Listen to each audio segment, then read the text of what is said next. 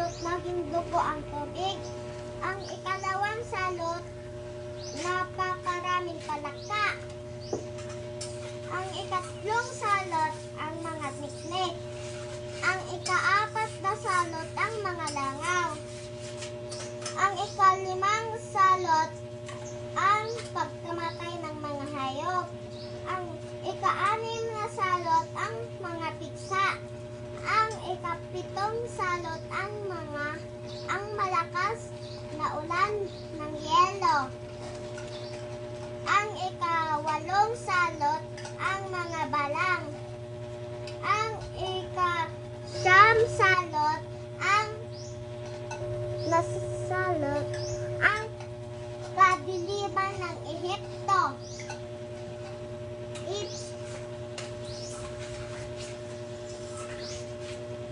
Akin na. Yun lang, ika-siyam lang lahat. May nakalagay na ka ika-siyam, ika-tatlo. Ika-siyam lang, hanggang ika-siyam. Hindi pa napagbigyan namatay yung anak. Hindi pa.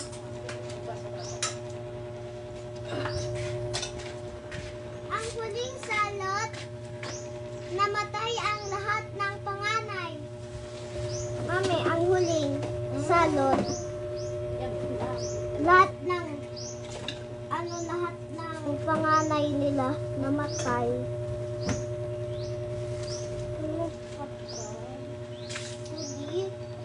Yan ang pinaka-out pala. Yung pang-10 yun pala. Dito yan, oh. Saan yun? Dito yan, oh. Sa 12. Ang daming 12. Hanggang dito, sinakop yung 13. Ang haba ng 12. Ibasa ko. Ibasa.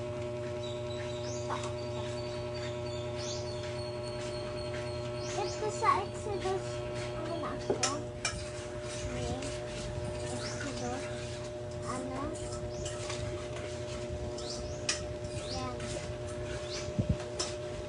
Exodus. Sinabi ni Yahweh kay Moises, saan ikuha? Sinabi ni Yahweh kay Moises at Aaron, lumakot kayo ng abog sa bubon. At ito'y pataas na ihahagas ni Moises na nakikita ng Faraon. Mapupuno ng pinong alikabok ang buong Ehipto at ang lahat ng tao at hayop sa lupain ay matatanda.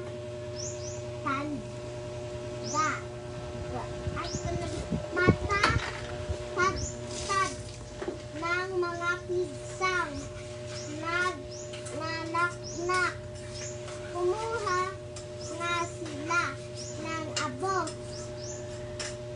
sa pugon at pumunta sa Paraon. Pagdating doon,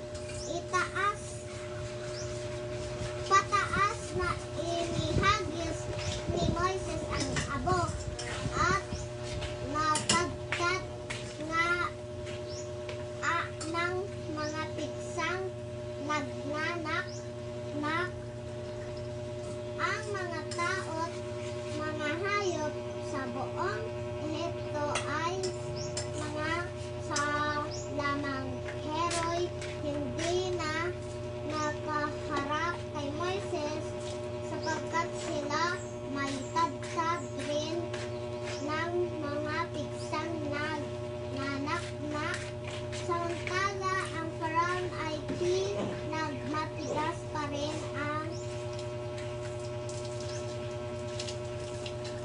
ni Yahweh.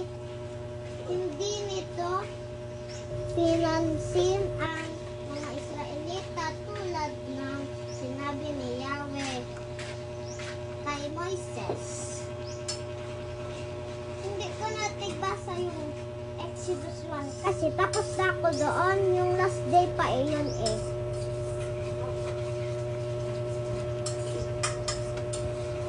Ito na ako sa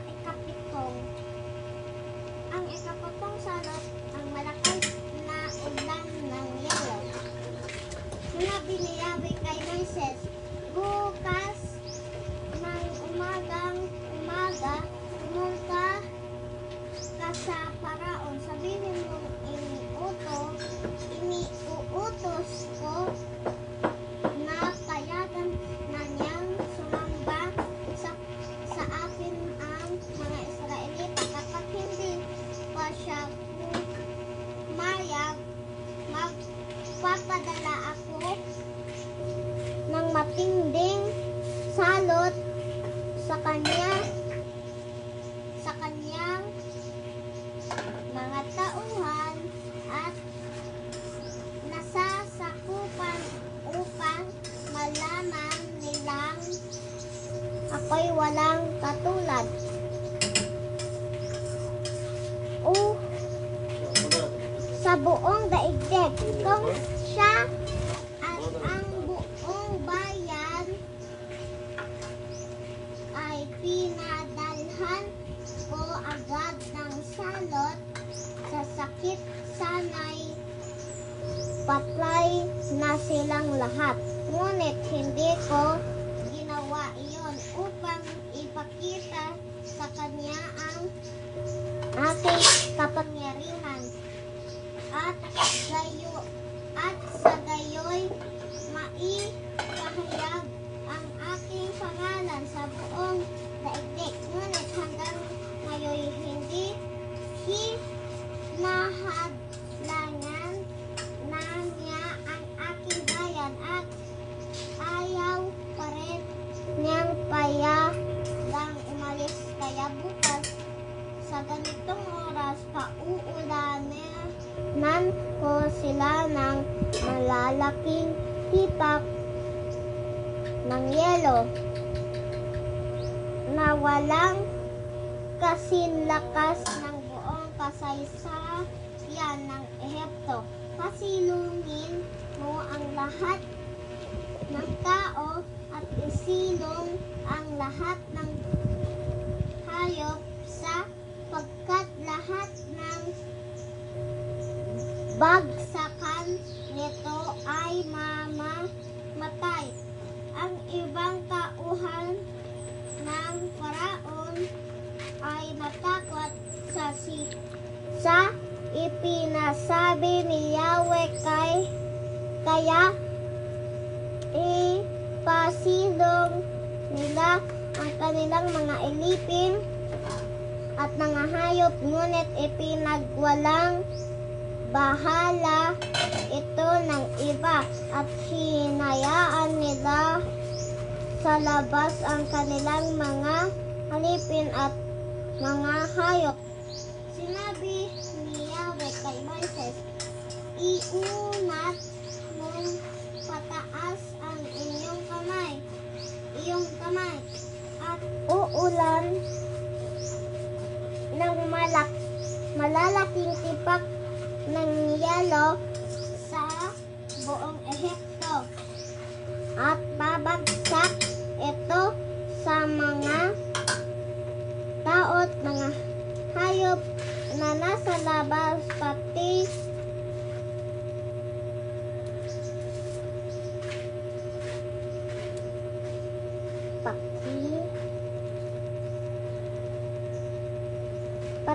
sa mga halaman. Itinaas nga ni Moises ang kanyang tungkod. Gumuhit ang kidlat, dumagundong ang kulog, at umulan ng malalaking tipak ng yelo sa buong Ehipto. Malakas ang pag-ulan ng malalaking tipak ng yelo at sunod-sunod ang pagkidlat.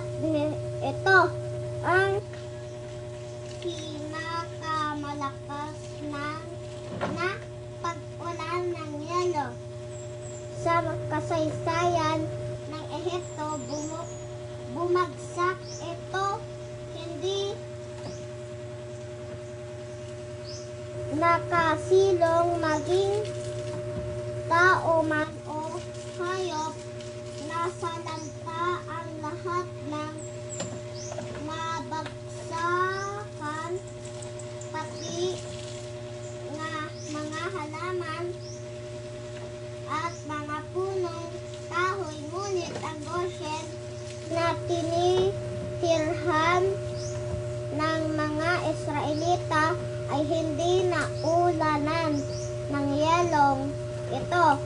Kaya ipinatawag ng Faraon sina Moises at Aaron. Sinabi niya,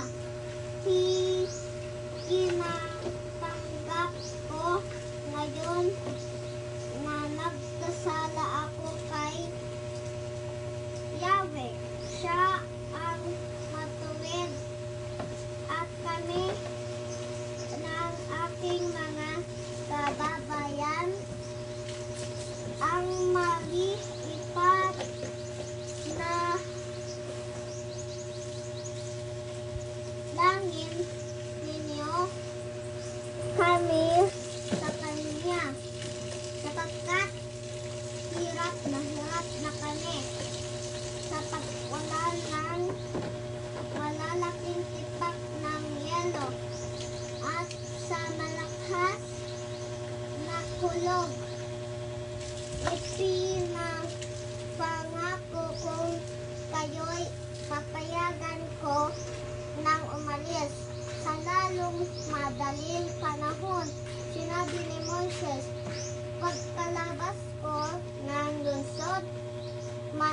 Manalangin ako kay Yahweh.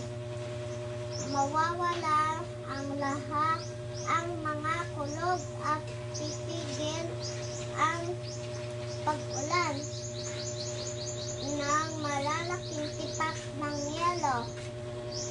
Sa kayo'y malalaman ninyo na si Yahweh ang siyang may-ari ng daigdig. Kaya kahit alam kong kayo at ang inyong mga tauhan ay hindi na pa natatakot sa Panginoong Yahweh, ang mga tanim na lino at ang mga sebada ay sirang-sira sapagkat may uhay na ang sebada at namumulaklak na ang lino. Ngunit hindi napinsala ang trigo at ang espelta sapagkat huling tumubo ang mga ito. Umalis si Moises at lumabas sa ng lunsod. Nanalangin siya kay Yahweh at tumigil ang kulog, ang ulan at ang pagbagsak ng malalaking tipak ng yelo. Nang makita ng Faraon na tumigil na ang ulan at wala ng kulog, nagmatigas na man siya dahil dito. Muli siyang nagkasala pati ang kanyang mga tauhan. Lalo siyang nagmatigas sa pagpigil sa mga Israelita tulad ng sinabi ni Yahweh kay Moises. Ang ikawalang sagot ang mga balas.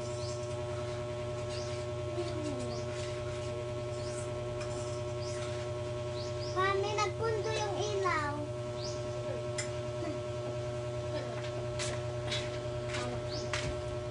Sinabi ni Yahweh kay Moises, pumunta. Break time na muna, Mami. Break time na muna. Madami na tigbasa ko. Bye-bye. Bye-bye, guys. Bless